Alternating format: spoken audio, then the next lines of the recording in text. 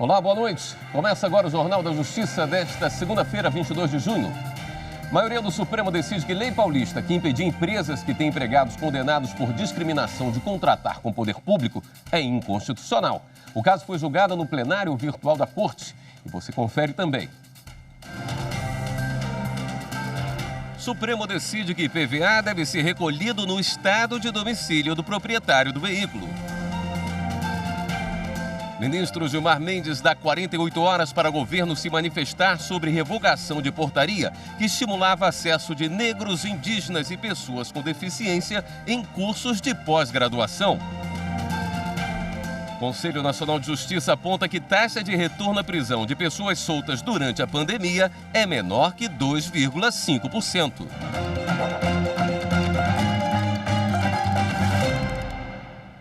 O ministro Gilmar Mendes deu prazo de 48 horas para que a Advocacia Geral da União preste esclarecimentos sobre portaria que revogou norma que estabelecia a necessidade de adoção de políticas afirmativas nos programas de pós-graduação.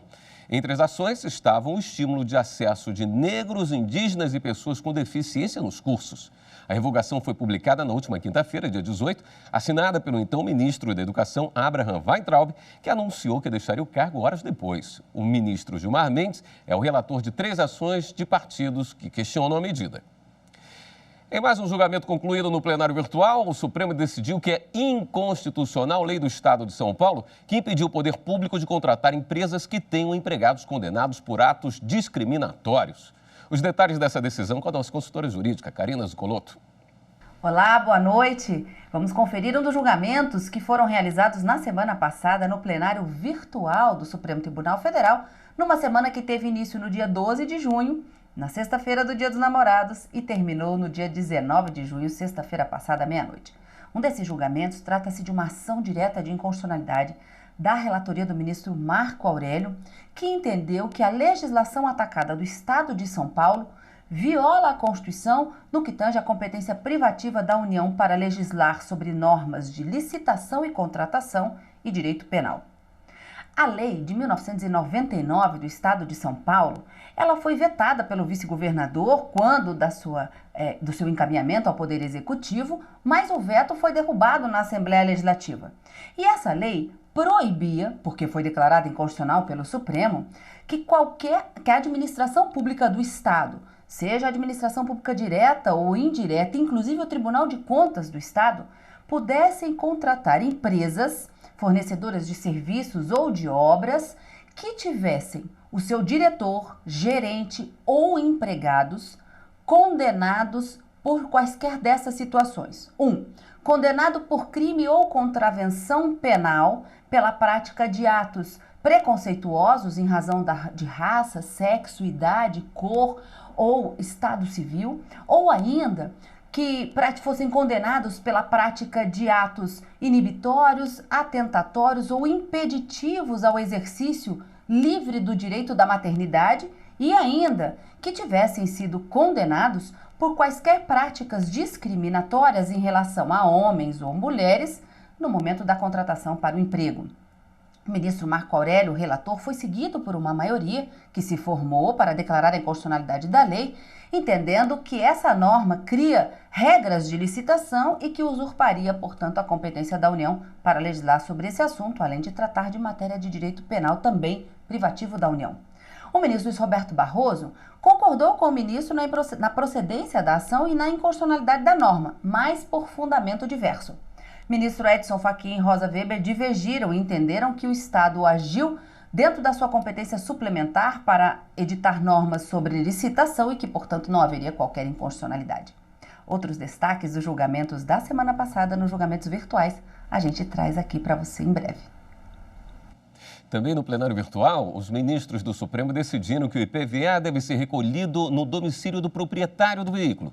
Com maioria de votos, o colegiado negou o recurso de uma empresa de Uberlândia, Minas Gerais, que pretendia recolher o imposto no estado de Goiás, onde havia feito o registro e o licenciamento de um automóvel. O recurso tem repercussão geral reconhecida e vai servir de referência para pelo menos 867 processos na Justiça. Dados do Conselho Nacional de Justiça apontam que o número de pessoas que voltaram a ser presas depois de deixar os presídios em todo o Brasil em razão da pandemia é inferior a 2,5%. o índice é bem menor do que registrado em situações anteriores. Mais de 32 mil presos que não foram condenados por crimes violentos receberam o direito de cumprir penas em regime domiciliar e com tornozeleira eletrônica.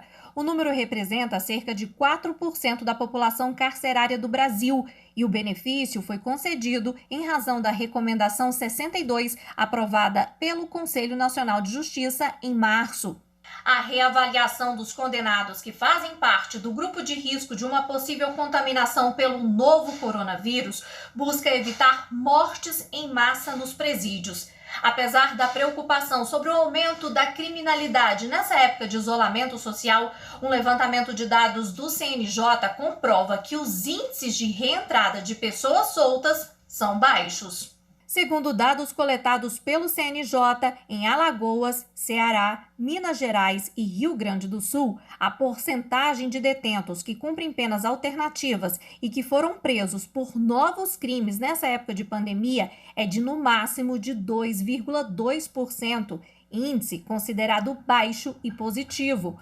O estudo mais recente do CNJ apontou uma taxa de retorno a prisões de 42,5% para o período entre 2015 e 2019. O presidente do Supremo Tribunal Federal, ministro Dias Toffoli, determinou a suspensão nacional dos efeitos de todas as decisões que tenham imposto às defensorias públicas da União ou dos estados a obrigação de prestarem serviços em cidades onde ainda não estejam formalmente instaladas. O ministro determinou que os tribunais de justiça de todo o país e os 5 tribunais regionais federais sejam comunicados da decisão.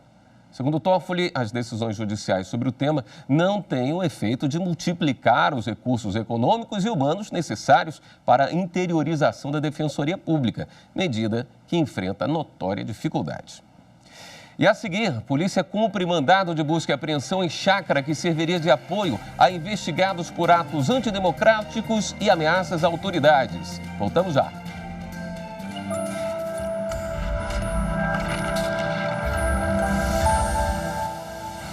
Um dos dispositivos constitucionais mais preciosos para mim se encontra no artigo 1º, parágrafo único da Constituição Federal, que diz: todo poder emana do povo, que o exerce por meio de representantes eleitos ou diretamente nos termos desta Constituição.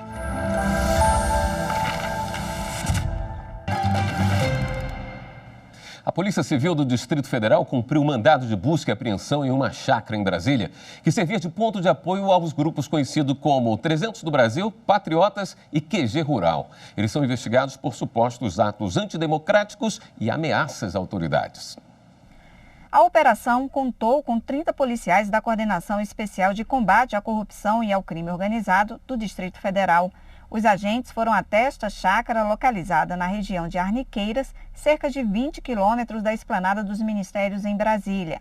O local servia de ponto de encontro dos grupos chamados de Patriotas, QG Rural e 300 do Brasil. A polícia encontrou fogos de artifício, discursos e cartazes, aparelhos de telefone celular, um facão, camisetas de apoio ao presidente Jair Bolsonaro e barracas.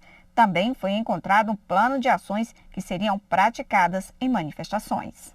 Ninguém foi preso durante o cumprimento do mandado. A Polícia Civil do Distrito Federal investiga a prática de crimes de milícia privada, ameaças e porte de armas.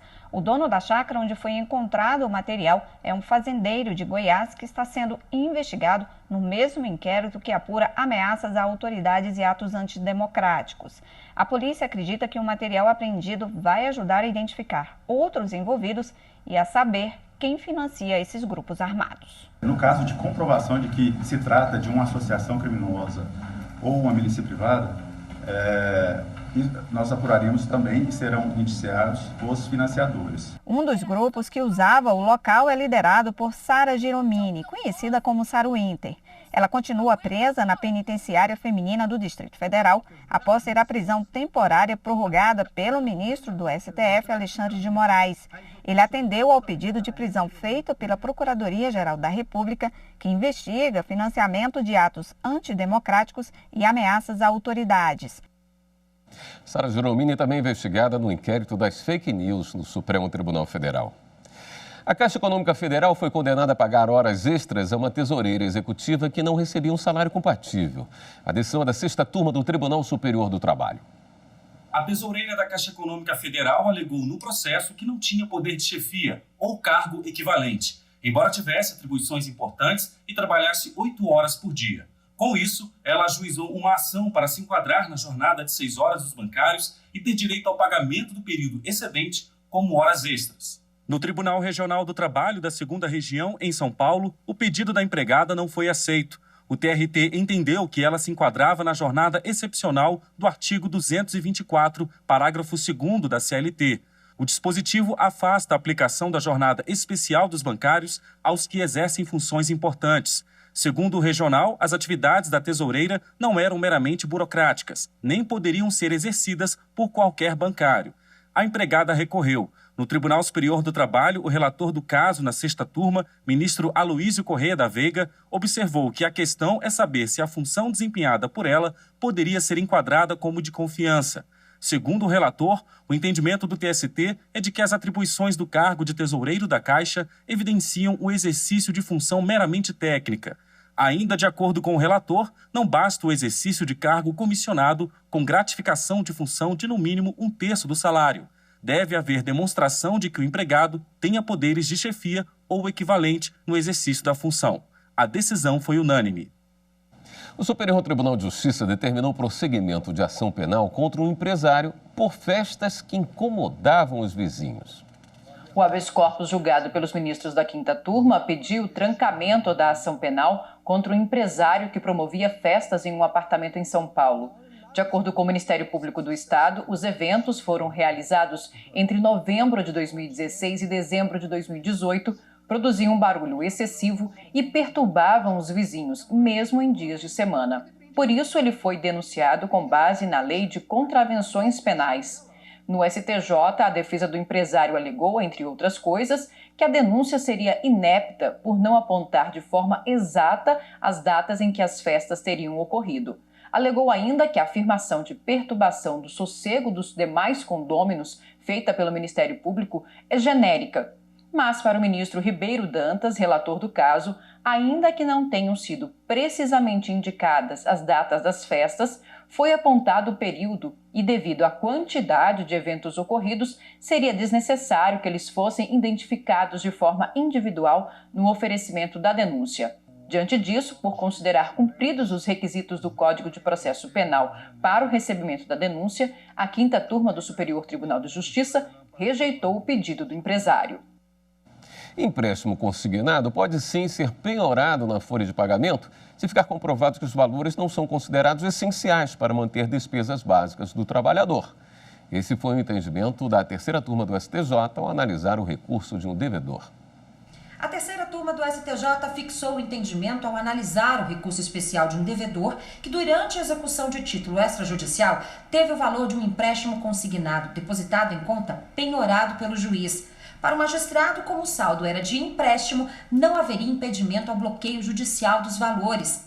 A decisão foi mantida pelo Tribunal de Justiça do Distrito Federal e Territórios. No STJ, o relator, ministro Vilas Boas Cueva, lembrou que, apesar da jurisprudência da Corte ser no sentido de que o salário, soldo ou a remuneração são impenhoráveis, exceto quando envolve pensão alimentícia, em 2018, a Corte Especial fixou que a impenhorabilidade só se aplica à parcela do patrimônio que seja realmente necessária à manutenção do devedor, permitindo a penhora de parte do salário para o pagamento de dívida não alimentar.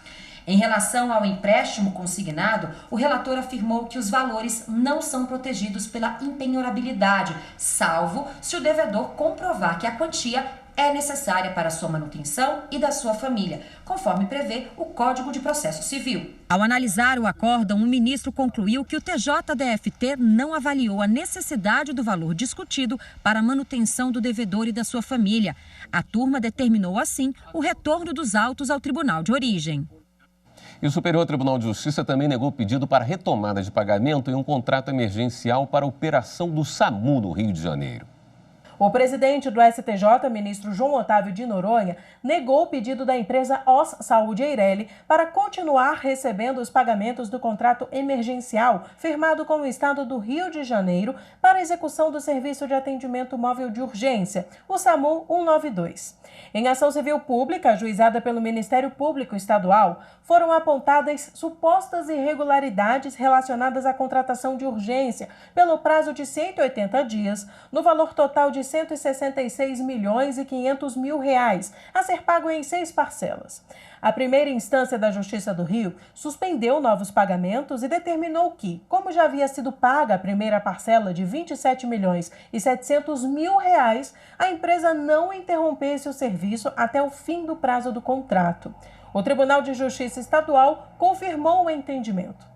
No STJ, o ministro João Otávio de Noronha apontou que as decisões foram devidamente fundamentadas, uma vez que ficou evidenciada a existência de indícios de irregularidades e de superfaturamento, e por isso negou a suspensão da liminar. O ministro sublinhou que a quantia paga antecipadamente à empresa corresponderia ao valor integral do contrato na sua origem e indicou que, conforme a determinação do juízo de primeiro grau, a empresa contratada deve prosseguir na prestação dos serviços de forma contínua até o fim do prazo do contrato. E no próximo bloco, o presidente do TSE, ministro Luiz Roberto Barroso, participa de reunião no Senado sobre o adiamento das eleições municipais deste ano. Em instantes.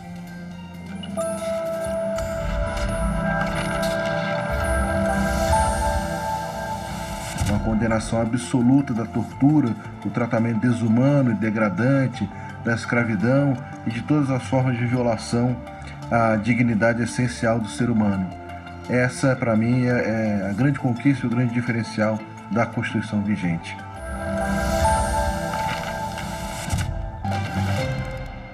Hoje teve uma sessão temática no Senado para discutir o adiamento das eleições municipais. Especialistas, senadores e o presidente do TSE, ministro Luiz Roberto Barroso, deram sugestões que serão reunidas em um relatório. Entre os especialistas, houve consenso sobre a necessidade de adiamento das eleições municipais. Eles pontuaram que em 4 de outubro, data prevista até então, ainda deve haver um risco elevado de contágio do novo coronavírus. A maior preocupação não é com a movimentação dentro das sessões eleitorais, e sim com o deslocamento e a aglomeração de eleitores nos locais de votação. O presidente do Tribunal Superior Eleitoral, Luiz Roberto Barroso, também destacou que, no caso de adiamento do pleito, seria importante que fossem prorrogadas, pelo mesmo número de dias do adiamento da eleição, outras ações, como o horário eleitoral gratuito, a convocação de mesários, os prazos de desincompatibilização dos servidores municipais e as condutas vedadas. Porém, o presidente sugeriu que fossem mantidas as datas das convenções e dos registros de candidatura. O relator da proposta de adiamento das eleições no Senado, o Everton Rocha, deixou claro que quer disponibilizar ainda hoje à noite, no máximo amanhã de manhã, o relatório final para a apreciação do Senado, ainda nesta terça-feira. São avaliadas as possibilidades de eleições em novembro ou dezembro.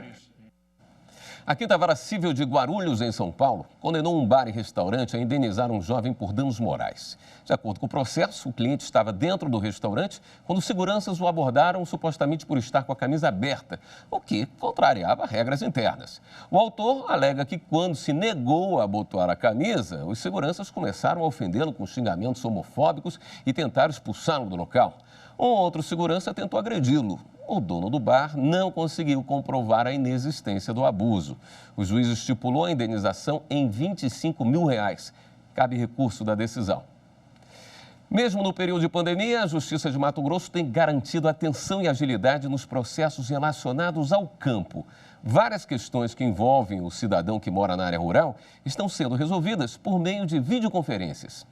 No ambiente rural, as audiências virtuais também têm feito toda a diferença, como é o caso de Vila Bela da Santíssima Trindade, onde foram realizadas 21 audiências de instrução em processos previdenciários rurais de aposentadoria e maternidade rural. O processo está tramitando, o Judiciário de Mato Grosso está buscando alternativas para não deixar o judiciário sem o atendimento, e em Vila Bela ocorreu isso aí, e foi muito satisfatório.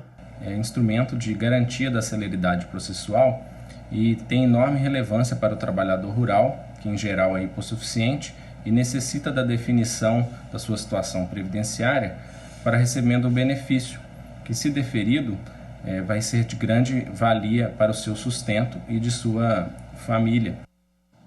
A Justiça Federal acolheu o pedido do Ministério Público para proibir a reabertura de setores do comércio que não fazem parte dos serviços essenciais no Distrito Federal.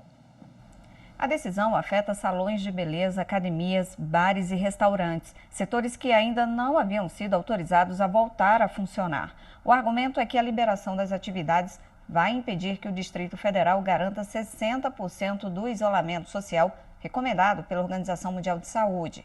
O Tribunal Regional Federal da Primeira Região atendeu a pedido de uma ação civil pública conjunta entre os Ministérios Públicos Federal, do Distrito Federal e Territórios e também do Trabalho. O governador Ibanez Rocha disse que vai recorrer da decisão. Segundo o último balanço divulgado pela Secretaria de Saúde, a capital do país já registrou mais de 33 mil casos do novo coronavírus e 423 mortes. A Procuradoria-Geral do Distrito Federal informou que entrou com recurso na tarde de hoje contra a decisão. A Secretaria de Saúde também atualizou há pouco o número de óbitos por Covid-19 no Distrito Federal para 449 mortos. Mais de 40 músicos da Orquestra Sinfônica do Teatro Nacional de Brasília se juntaram pelas telas do computador para gravar um clássico da música erudita espanhola. O registro do concerto de Aranjuez foi feito como uma homenagem de paz para os dias de hoje.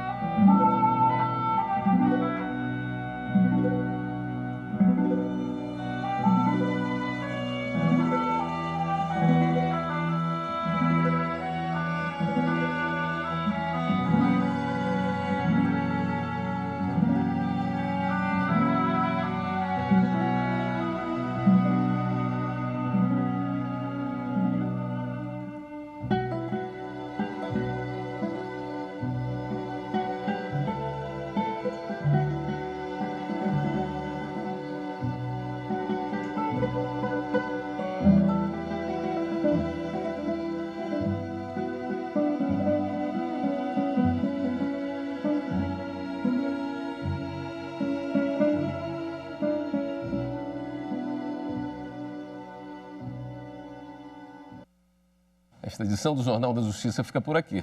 Para você, uma boa noite. Até amanhã.